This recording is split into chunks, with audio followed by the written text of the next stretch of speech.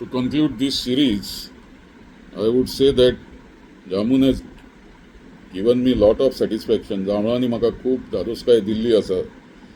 आतां म्हाका 66 वर्सां जायत आयलीं, पूण 6 वर्सां पासून हांव जांभळां खायत आसां. आमच्या घरांत तरातरांची जांभळां बारीक मध्यम व्हडलीं येतालीं आनी आमी तुटून पडटाले जांभळाचेर आनी तोंड सामकें जांबळें जांबळें जातालें आमचें आनी आमकां हांसपाक येतालें.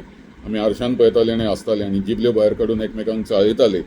ते दीस सगळे आतां याद जाता म्हाका की गोंयांत जांभळां आनी गोंयचीं जांभळां आनी जांभळाचें गोंय म्हणटा ते आमी केन्ना विसरूंक शकना.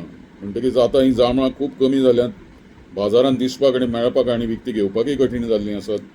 जांभळाचो रेट जवळ जवळ आज ती मेजून विकतात 4 ते 5 रुपया पर्यंत पावला. जी 50 रुपयांक तुमकां 100 मेळटाली, 25 रुपयांक 100 मेळटाली, ती आज तुमकां 100 जांभळां 400-500 रुपया मेजचे पडटात. पूण सगळ्याकच म्हारगाय वाडल्या, इन्फ्लेशन वाडलां. म्हणटकीच आमी ह्या बाबतींत वाटाघाटी किंवा आमी म्हणटा ते नेगोशिएशन करपाक जायना. ही जांभळां काडपाकय कुस्ताद आसतात, ती फुट्टात सकयल काडटा आसतना. म्हणटकीच ती अशी हाडून बाजारांत विकपूय बी खूब कठीण आसा. हें लक्षांत घेवंक जाय.